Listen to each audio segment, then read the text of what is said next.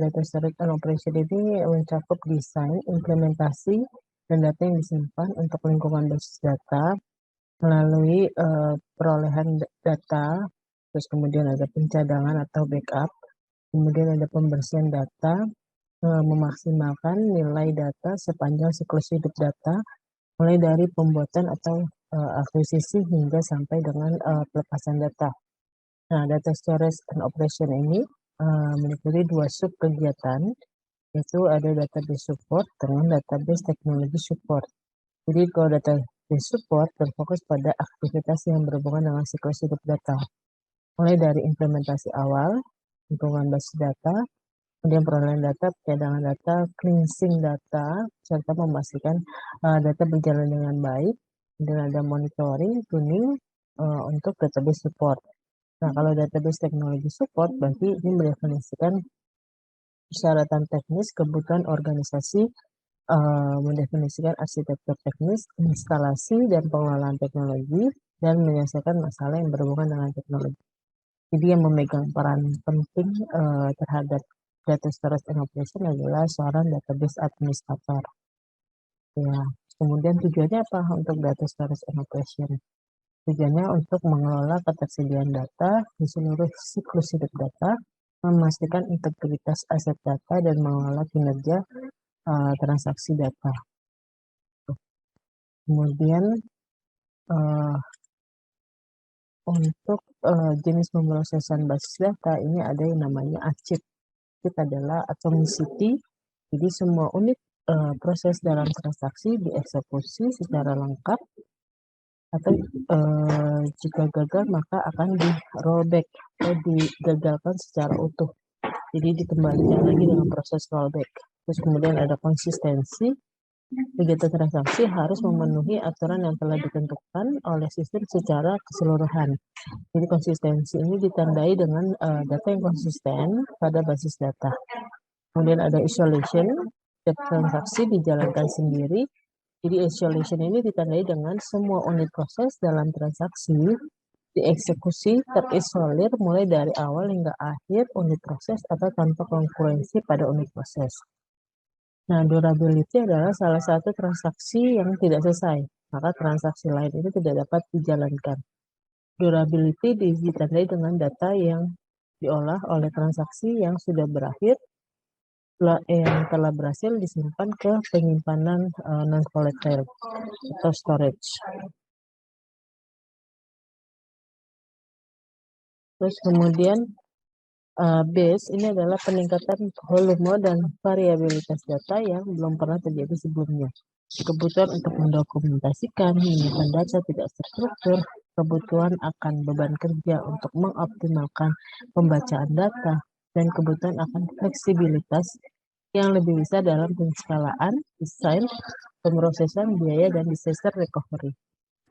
Nah, sini ada 3 yang berhubungan jenis pemrosesan basis database, yaitu basically available, sistem menjamin ketersediaan data, meskipun ada kemungkinan kegagalan data, terdapat data yang tidak bisa digunakan, tetapi sistem akan tetap memberi dan menerima tanggapan. Kemudian ada source state, ini adalah data dalam keadaan hook yang konstan, tanggapan mungkin diberikan, data yang ada tidak terjamin keterbaruannya. Kemudian ada eventual konsistensi, data akan konsisten melalui semua node dan di semua database, tapi tidak di setiap transaksi akan konsisten setiap saat. Nah, jenis pemrosesan basis data yang lain adalah teorema CAP. Nah, teorema CAP ini adalah teorema Brewer, karena yang mengembangkan untuk teorema ini adalah Brewer tahun 2000. Dikembangkan sebagai respon terhadap pergeseran ke arah sistem terdistribusi. Teorema ini menegaskan bahwa sistem terdistribusi tidak dapat mematuhi semua bagian ACID setiap saat. Jadi semakin besar sistem, semakin rendah kepatuhannya. Jadi sebuah sistem terdistribusi malah harus trade-off antara properti. Jadi teorema CAP ini menyatakan bahwa paling banyak memiliki 2 atau 3 property share data system. Jadi salah satunya adalah konsistensi. Jadi sistem harus beroperasi pada seperti saat sistem dirancang. Jadi harus konsisten, sistem harus beroperasi seperti saat sistem dirancang. Kemudian ada availability, sistem harus tersedia saat diminta dan harus merespon setiap permintaan. Kemudian ada partition tolerance, sistem harus dapat melanjutkan operasi selama kehilangan data atau kegagalan sistem secara sebagian. Penggunaan yang menarik dari teorema ini mendorong desain arsitektur lambda, di mana penggunaan dua jalur untuk data. Jalur kecepatan, di mana ketersediaan dan toleransi partisi paling penting, dan jalur batch. Konsistensi dan ketersediaan itu paling penting. Nah, untuk media penyimpanan, di sini ada SAN, Storage Area Network. Jadi data disimpan, data pada database itu akan disimpan di berbagai media, termasuk disk, volatile memory, dan flash drive. Beberapa sistem ini akan menggabungkan beberapa jenis penyimpanan. Yang paling umum digunakan adalah Disk and Storage Area Network atau SAN. Terus kemudian ada In-Memory Columnar Compression Solution, kemudian ada vSAN atau Virtual Storage Area Network, solusi penyimpanan berbasis cloud, kemudian ada RFID, Radio Frequency Identification, kemudian ada Digital Wallet, Data Center dan Private, Public, dan Hybrid Cloud Storage. Nah, untuk Disk and Storage Area Network atau SAN, penyimpanan disk merupakan metode yang sangat stabil untuk menyimpan data secara kontinu, secara terus-menerus. Beberapa jenis disk bisa ada di tempat yang sama dengan sistem yang bisa ada di tempat yang sama dengan sistem itu berada. Data dapat disimpan sesuai dengan pola penggunaan. Data yang jarang digunakan akan disimpan ke disk dengan akses yang lebih lambat, biasanya lebih murah daripada high performance disk. Nah, array disk ini dapat dikumpulkan ke dalam storage area network. Pergeseran data pada SAN mungkin tidak membutuhkan jaringan karena data dapat dipindahkan di Blackpen.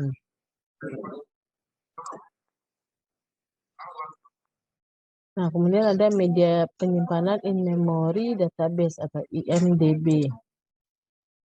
IMDB ini dibuat dari permanent storage ke dalam volatile memory ketika sistem dihidupkan dan semua pemrosesan terjadi di dalam memory array sehingga akan memberikan waktu respon yang lebih cepat daripada sistem berbasis disk. Sebagian besar database dalam memori ini memiliki fitur untuk mengatur dan mengkonfigurasi daya tahan atau durability jika terjadi hal yang tidak terduga. Kemudian ada media penyimpanan columnar compression solution.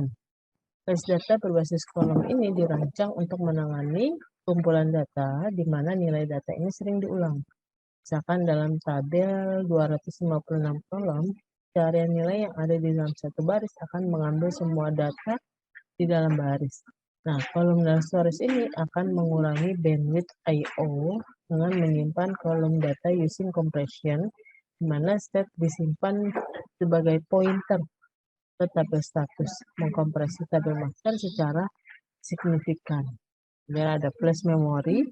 Kemajuan terbaru dalam penyimpanan memori telah membuat memori flash atau solid state drive atau SSD menjadi alternatif menarik untuk memori flash menggabungkan kecepatan akses penyimpanan berbasis memori dengan penyimpanan berbasis disk. Kemudian ada database environment atau lingkungan basis data. Database digunakan di berbagai lingkungan selama sistem development life cycle. Saat menguji perubahan, DBA ini harus dilibatkan dalam merancang struktur data di development environment. Tim DBA ini harus menerapkan perubahan apapun pada lingkungan quality assurance dan harus menjadi satu-satunya tim yang menerapkan perubahan ke lingkungan produksi. Perubahan produksi harus mematuhi secara ketat proses dan prosedur sesuai dengan standar. Sebagian besar teknologi data adalah perangkat lunak yang berjalan pada perangkat keras. Nah, kadang-kadang perangkat keras itu khusus digunakan untuk mendukung persyaratan manajemen data. Jenis perangkat keras khusus termasuk peralatan data server yang dibuat khusus untuk transformasi dan distribusi data. Server ini terintegrasi dengan infrastruktur secara langsung atau plug-in atau secara peripheral sebagai koneksi jaringan. Kemudian database environment yaitu production environment atau lingkungan produksi. Ini adalah lingkungan teknis di mana semua proses bisnis terjadi. Production environment sangat penting jika lingkungan ini berhenti beroperasi, proses bisnis kan akan berhenti, mengakibatkan kerugian secara bottom line, serta akan berdampak negatif pada pelanggan yang tidak dapat mengakses layanan. Nah, dalam keadaan darurat atau untuk sistem pelayanan publik, kehilangan fungsi yang tidak terduga ini akan menjadi suatu bencana bagi suatu usaha atau perusahaan seperti itu ya. Nah, lingkungan produksi adalah lingkungan nyata dari perspektif bisnis. Namun, untuk memiliki lingkungan produksi yang andal, lingkungan produksi lainnya harus ada dan dapat digunakan dengan tepat. Misalkan production environment tidak boleh digunakan untuk mengembangkan dan pengujian karena status aktivitas ini membahayakan proses produksi dan data. Nah, database environment yang kedua adalah pre-production environment. Jadi lingkungan praproduksi digunakan untuk mengembangkan, menguji perubahan sebelum perubahan tersebut diimplementasikan ke lingkungan produksi. Di lingkungan praproduksi, masalah dengan perubahan dapat deteksi dan ditangani tanpa mempengaruhi proses bisnis usaha.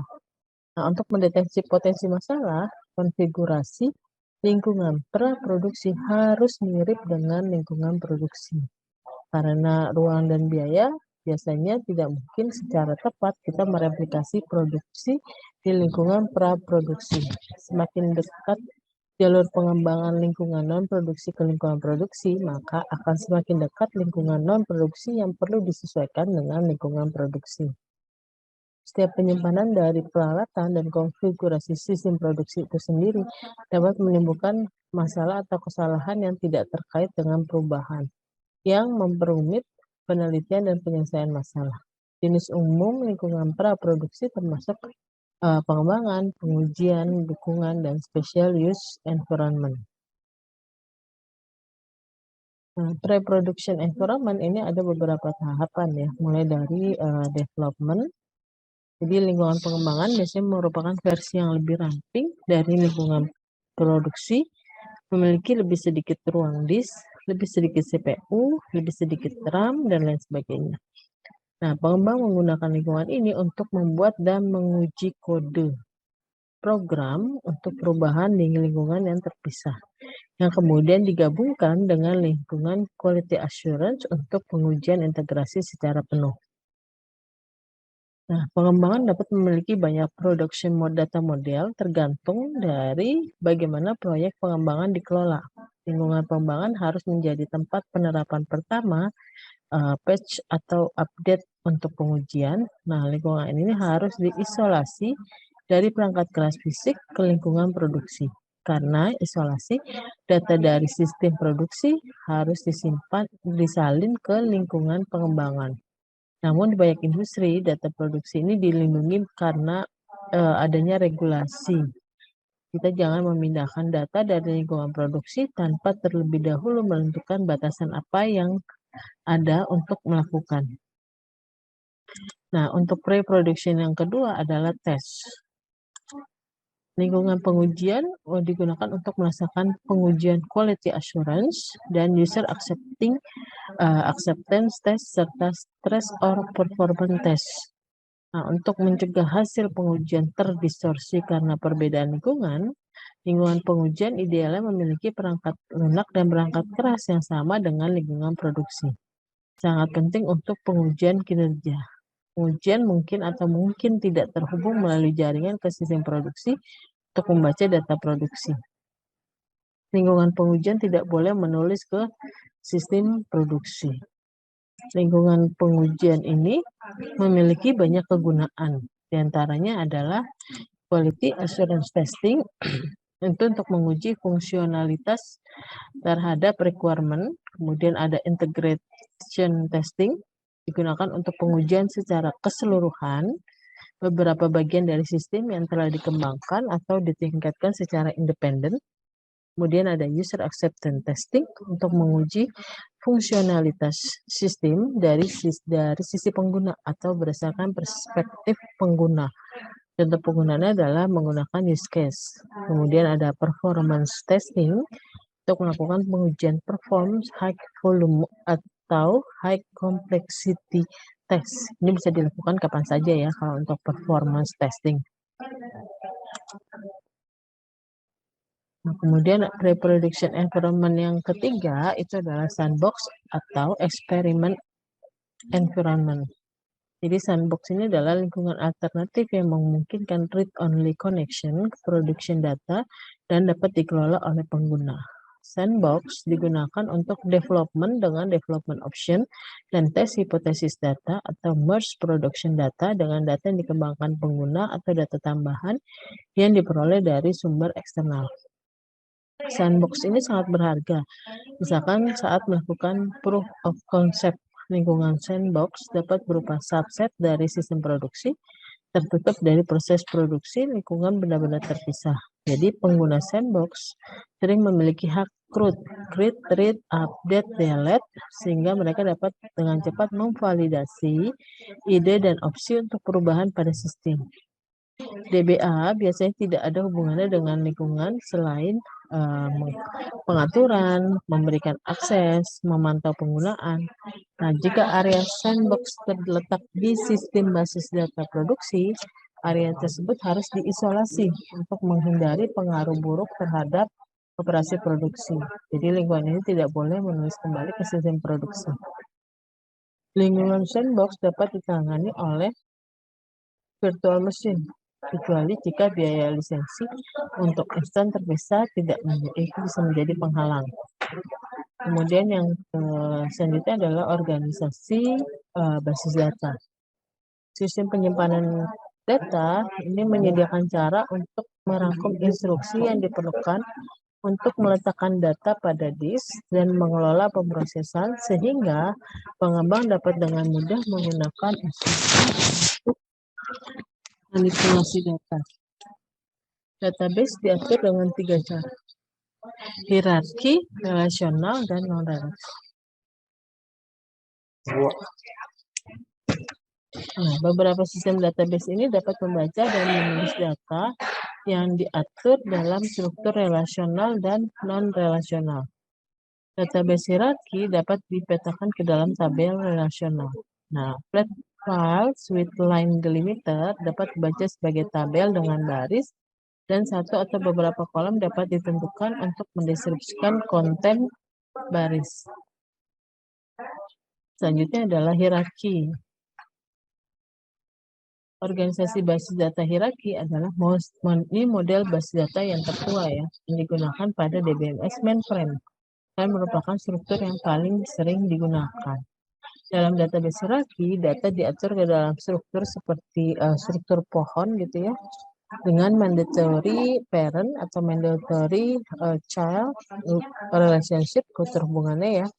Jadi setiap orang tua dapat memiliki banyak anak, tetapi setiap anak hanya memiliki satu orang tua. Dikenal dengan hubungan one to many. Nah, pohon direktori adalah contoh hierarki. XML juga menggunakan model hierarki, dapat direpresentasikan sebagai database relasional, meskipun struktur sebenarnya adalah tree transversal head. Nah, kemudian ada database organization, yaitu relasional. Basis data relasional didasarkan pada teori himpunan dan aljabar relasional, di mana elemen data atau atribut kolom terkait menjadi tupel atau baris. Tabel adalah himpunan relasi dengan struktur yang identik. Operasi himpunan seperti union, intersex, dan minus digunakan untuk mengatur dan mengambil data dari database relasional dalam bentuk struktur query language atau SQL. Untuk menulis data, struktur skema harus diketahui terlebih dahulu. Database relasional, orientasi pada baris, sistem manajemen base data dari basis data relasional disebut Relational Database Management System atau RDMS. Nah, database relasional adalah pilihan utama untuk menyimpan data yang terus berubah. Variasi pada database relasional termasuk multidimensional dan temporal.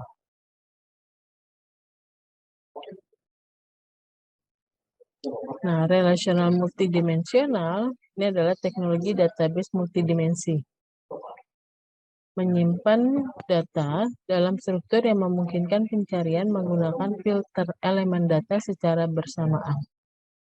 Jenis struktur ini paling sering digunakan untuk data warehouse dan business intelligence. Beberapa tipe database ini adalah proprietary atau berbayar. Meskipun kebanyakan database besar memiliki kube teknologi built-in as object, akses ke data menggunakan varian SQL yang disebut multidimensional expression. Relasional temporal ini adalah basis data temporal. Ini merupakan basis data relasional dengan built-in support untuk menangani data yang melibatkan waktu. Jadi aspek temporal biasanya mencakup valid time dan transaction time. Atribut ini dapat digabungkan untuk membentuk form di temporal data. Valid time adalah time frame ketika suatu fakta berhubungan dengan entitas yang diwakilinya di dunia nyata. Transaction time adalah periode di mana fakta yang disimpan di dalam database itu akan dianggap benar. Terus kemudian ada database organization non-relasional. Jadi basis data non-relasional ini dapat menyimpan data sebagai string sederhana atau file lengkap. Data dalam file-file ini dapat dibaca dengan cara yang berbeda tergantung kebutuhan. Jadi ini adalah disebutnya sebagai skema on read. Basis data non-relasional menyediakan mekanisme untuk penyimpanan dan pengambilan data menggunakan model konsistensi yang tidak perlu dibatasi ya, dibandingkan dengan basis data relasional secara tradisional. Motivasi untuk pendekatan ini mencakup kesederhanaan desain, horizontal scaling, dan kontrol. Basis data non-relasional disebut juga dengan NoSQL atau Not Only SQL. Faktor pembeda utama adalah struktur penyimpanannya, di mana struktur data tidak lagi terikat pada desain relasional dalam bentuk tabular. Nah, kalau ini bisa berupa pohon, grafik, jaringan, atau pasangan nilai kunci. NoSQL Tag ini menekankan beberapa edisi mendukung arahan SQL konvensional.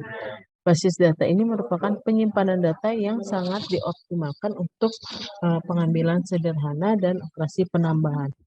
Tujuannya apa? Tujuannya untuk peningkatan kinerja, terutama yang berhubungan dengan latensi dan throughput. Basis data NoSQL semakin banyak digunakan dalam big data dan aplikasi web. Kemudian ada non-relasional orientasi kolom ya. Nah, basis data berorientasi kolom ini sebagian besar digunakan dalam aplikasi bisnis intelijen karena dapat mengkooperasi redundant data. Organisasi berorientasi kolom ini lebih efisien ketika agregat perlu dihitung pada banyak baris. Hanya berlaku untuk subset yang lebih kecil dari semua kolom data. Karena membaca subset data yang lebih kecil bisa lebih cepat daripada membaca semua data. Nah, organisasi berorientasi kolom ini lebih efisien ketika nilai baru dari sebuah kolom diberikan untuk semua baris sekaligus karena data pada kolom dapat ditulis secara efisien untuk menggantikan data kolom lama tanpa menyentuh kolom lain. Jadi organisasi berorientasi baris lebih efisien ketika banyak kolom dari semua baris diperlukan pada saat yang sama. Dan ketika ukuran baris relatif kecil, karena seluruh baris dapat diambil dengan single seek. Organisasi berorientasi baris lebih efisien saat menulis baris baru jika semua data baris diberikan pada waktu yang sama. Seluruh baris dapat ditulis dengan single seek. Dalam praktiknya, tata letak penyimpanan berorientasi baris sangat cocok untuk online transaction processing atau LTP yang lebih banyak memuat transaksi secara interaktif. Kemudian ada non-relational spasial. Ini adalah basis data spasial digunakan untuk menyimpan dan query data objek yang didefinisikan dalam ruang geometris. Nah, basis data spasial mendukung beberapa tipe primitif seperti kotak, persegi panjang, kubus, silinder, dan lain sebagainya. Dan geometri yang terdiri dari kumpulan titik, garis, dan bentuk. Sistem basis data spasial ini menggunakan indeks untuk mencari data dengan cepat. Database spasial menggunakan indeks spasial untuk mempercepat operasi database.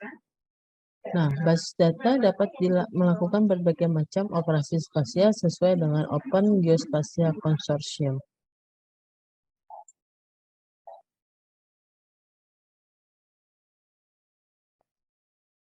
Database spasial dapat melakukan satu atau lebih operasi sebagai berikut, yaitu ada spatial measurement, itu adalah menghitung panjang garis, luas poligon, jarak antar geometri, dan sebagainya. Kemudian ada spatial function, memodifikasi fitur yang ada untuk membuat yang baru, misalkan menyediakan buffer di sekitarnya, kemudian fitur berpotongan.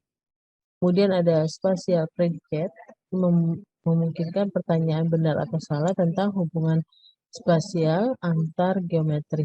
Contohnya termasuk antara dua poligon ini kan saling tumpang tindih. Kemudian apakah ada tempat tinggal yang terletak 1 mil dari area yang diusulkan. Kemudian ada geometri konstruktor, ini membuat geometri baru dengan menentukan titik atau simpul yang mendefinisikan bentuk. Kemudian ada observer function, ini adalah query yang mengembalikan informasi secara spesifik tentang fitur seperti lokasi pusat lingkaran. Kemudian ada non-relational object multimedia. Nah, basis data multimedia ini mencakup sistem manajemen penyimpanan hierarki untuk pengelolaan hierarki media penyimpanan magnetik dan optik yang efisien. Mencakup kumpulan kelas objek yang mewakili fondasi sistem.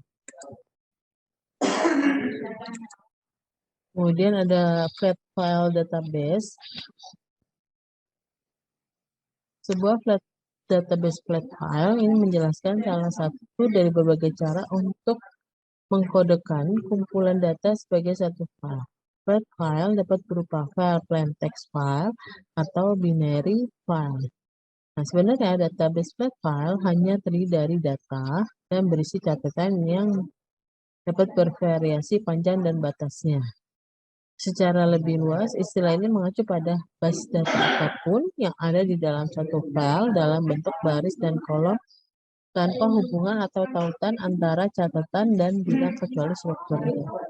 Plain text file biasanya berisi satu record per baris, seperti daftar nama, alamat, nomor telepon ditulis dengan tangan di selembar kertas adalah contoh dari database flat file.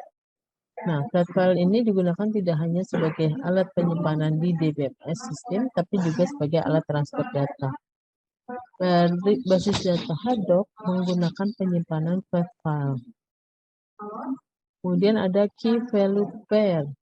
Ini adalah kumpulan dua item, yaitu key identifier dan value-nya. Kegunaannya apa? Untuk dokumen database atau dokumen oriented database. Jadi ini adalah nanti setiap dokumen ini akan diberikan kunci. Nah, dokumen oriented database dapat menyimpan atribut pada konten dokumen seperti tanggal atau tag. Jenis database ini dapat menyimpan dokumen secara lengkap maupun tidak lengkap. Database dokumen dapat menggunakan struktur XML atau JavaScript Object Notation. Kemudian ada graph database. Fokusnya adalah hubungan antar node, bukan pada node-nya saja. Kemudian yang selanjutnya adalah non-relational atau triple store. Nah, Entitas data yang terdiri dari subjek, predikat, objek dikenal dengan triple store. Jadi triple store itu isinya adalah subjek, predikat, objek. Dalam terminologi Resource Description Framework, nah triple store ini terdiri dari subjek yang menunjukkan sumber daya, kemudian predikat menyatakan hubungan antara subjek dengan objek, kemudian ada objek itu sendiri. Nah, triple store dibangun dengan tujuan untuk penyimpanan dan pengambilan e-storage and retrieval of triple in the form of subject, predicate, object expression. Nah, ada 3 kategori, yaitu native triple store, kemudian ada RDBMS back triple store, dan NoSQL triple store. Native triple store ini diimplementasikan dari awal dan mengeksploitasi model data RDF untuk menyimpan dan mengakses data RDF secara efisien. Kemudian RDBMS back triple store digunakan untuk menambahkan lapisan khusus RDF ke RDBMS yang ada. Kemudian ada NoSQL triple store, saat ini sedang diselidiki sebagai manajer penyimpanan yang baik untuk RDF. Oke, itu adalah materi kita hari ini.